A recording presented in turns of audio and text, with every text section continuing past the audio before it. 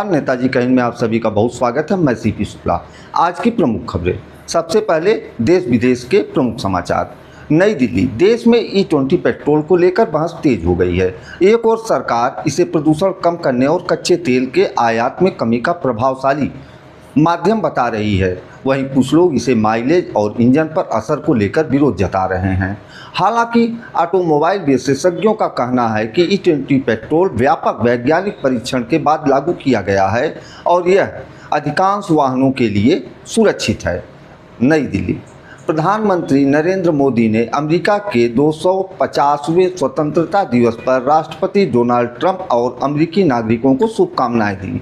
उन्होंने कहा कि भारत अमेरिका संबंध को लेकर कानून के शासन और साझा मूल्यों पर आधारित है। प्रधानमंत्री ने दोनों देशों की रणनीतिक साझेदारी को वैश्विक शांति, समृद्धि और मानव कल्याण की मजबूत ताकत बताया। अब खबर श्रीनगर से। श्रीनगर सोफिया में 2 स्थानीय आतंकियों के खिलाफ सुरक्षा बल का अभियान दूसरे दिन भी जारी रहा। सेना और पुलिस CRPF ने पूरे क्षेत्र की घेराबंदी कर तलाशी अभियान तेज कर दिया। इसी बीच केंद्रीय गृह मंत्री ने UAPA के तहत 23 और लोगों को आतंकी घोषित करते हुए उन्हें प्रतिबंधित सूची में शामिल किया है। नई दिल्ली। विदेश मंत्री S जयशंकर 5 जुलाई से 10 दिवसीय 6 देशों की यात्रा पर रवाना हो गए हैं। इस दौरे में खाड़ी देशों के साथ ऊर्जा सुरक्षा, क्षेत्रीय स्थिरता और द्विपक्षीय संबंधों पर चर्चा होगी। वहीं न्यूयॉर्क में भारत की संयुक्त राष्ट्र सुरक्षा परिषद की अस्थायी सदस्यता के समर्थन और ब्रुसेल्स से व्यापार व औद्योगिक सहयोग बढ़ाने पर विशेष जोर दिया जाएगा। भिलवाई। सुपेला थाना पुलिस ने IPL ऑनलाइन सट्टा नेटवर्क पर बड़ी कार्रवाई करते हुए बैंक खाते और बैंकिंग दस्तावेज उपलब्ध कराने वाले फरार आरोपियों को गिरफ्तार कर लिया है। आरोपी को अदालत में पेश कर न्यायिक हिरासत में भेज दिया गया। इस मामले में अब तक 5 आरोपियों को गिरफ्तार किया जा चुका है। पुलिस सट्टा नेटवर्क से जुड़े अन्य लोगों, बैंक खातों और वित्तीय लेन देन की गहन जांच कर रही है। अब बीजिंग से खबर। बीजिंग। नई दिल्ली। जापान की प्रधानमंत्री के प्रस्तावित भारत दौरे से पहले चीन की सरकारी मीडिया ने भारत जापान संबंधों पर सवाल उठाने की कोशिश की है। सरकारी अखबार ग्लोबल टाइम्स ने कई लेख प्रकाशित कर स्थानीय जल विवाद जैसे मुद्दों को उछालते हुए दोनों देशों की साझेदारी पर निशाना साधा। विश्लेषकों का मानना है कि यह भारत जापान संबंधों को प्रभावित करने की चीन की प्रोपेगेंडा रणनीति का एक हिस्सा है। अब समाचार जौनपुर से। जौनपुर की प्रमुख खबरें इस प्रकार हैं। जौनपुर विधानसभा जफराबाद के नेवड़िया मंडल में आयोजित आत्मनिर्भर मासिक मंडल बैठक में भाजपा कार्यकर्ताओं ने यूथ सशक्तिकरण पर मंथन किया। मुख्य अतिथि भाजपा जिला अध्यक्ष मछली शहर अजय कुमार सिंह ने बूथ स्तर पर संगठन को मजबूत करने, पन्ना प्रमुखों की सक्रियता बढ़ाने और कार्यकर्ताओं से जनसंपर्क तेज करने का आह्वान किया। बैठक की अध्यक्षता मंडल अध्यक्ष सुशील पटेल ने की। इस दौरान जिला एवं मंडल पदाधिकारी तथा बड़ी संख्या में कार्यकर्ता उपस्थित रहे। जौनपुर मिशन शक्ति केंद्र महिला थाना की काउंसलिंग से एक पारिवारिक विवाद का सफल समाधान हुआ।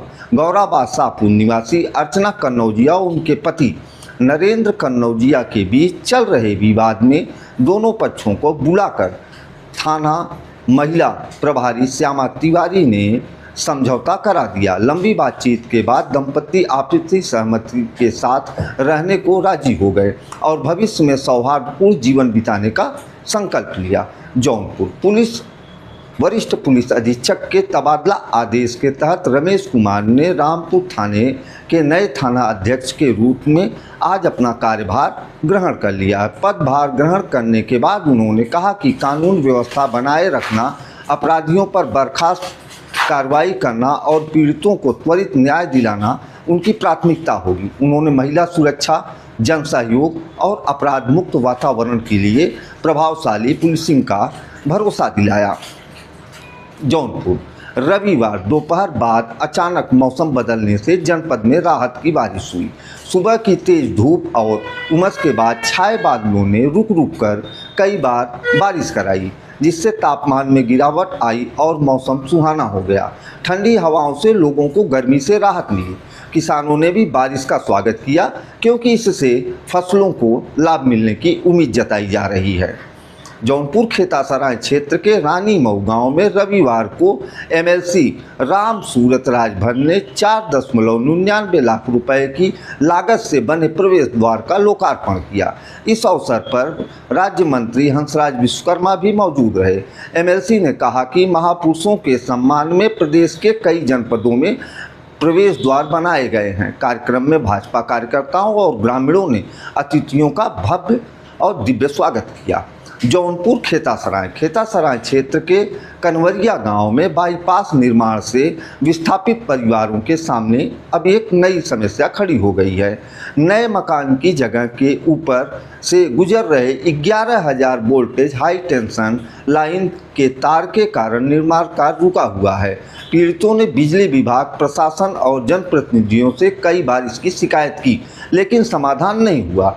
बरसात में बेघर परिवारों की चिंता लगातार बढ़ती जा रही है। जौनपुर सिकरारा के कलवारी स्थित doctor Laljit Singh research centre में पद्मश्री प्रोफेसर लालजीत सिंह की जयंती पर श्रद्धांजलि सभा का आयोजन किया गया। मुख्य अतिथि लल्लन उपाध्याय ने कहा कि प्रोफेसर लालजीत सिंह ने डीएनए फिंगरप्रिंट्स तकनीक के माध्यम से विज्ञान के क्षेत्र में भारत का परचम पूरी दुनिया में लहराया है।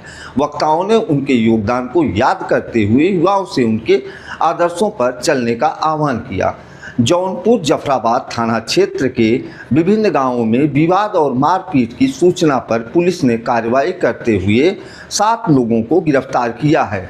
समोपुर कला में पैतृक संपत्ति विवाद, पिंडरा में रास्ते के विवाद तथा मुस्तफाबाद में कहासुनी के बाद झगड़ा होने पर पुलिस ने मौके पर पहुंच के सभी आरोपियों को हिरासत में लिया और आवश्यक विधिक कार्रवाई के लिए उन्हें चालान कर कोर्ट भेज दिया। जौनपुर जफराबाद थाना क्षेत्र के सुंगुलपुर स्थित एक ईंट भट्ठे पर शनिवार रात अज्ञात चोर ट्रैक्टर की बैटरी चोरी कर ले गए। पहचान छिपाने के लिए चोर सीसीटीवी कैमरे में लगी सिम भी निकाल कर साथ ले गए। रविवार सुबह घटना की जानकारी होने पर हड़कंप मच गया। भट्ठा मालिक मुन्ना यादव ने पुलिस को सूचना देकर कार्रवाई और चोरों की गिरफ्तारी की मांग की है। जौनपुर बरसठी पुलिस ने न्यायालय से जारी गैर जमानती वारंट के अनुपालन के विशेष अभियान चलाकर वारंटियों को गिरफ्तार किया। पुलिस ने सहरमा, सराय, विक्रम, आदमपुर और हसियांडी गांव में दबिश देकर आरोपियों को हिरासत में लिया। थाना अध्यक्ष जयप्रकाश यादव ने बताया कि सभी वारंटियों को आवश्यक विधिक कार्रवाई के बाद न्यायालय के लिए पेश किया गया है। जौनपुर मड़ियाहू कोतवाली क्षेत्र के शिवपुर बाईपास स्थित रानीपुर के पास रविवार सुबह एक अज्ञात युवती का छत बिच्छत शव मिलने से क्षेत्र में सनसनी फैल गई। शव पॉलीथीन में पैक कर सड़क किनारे फेंका गया था।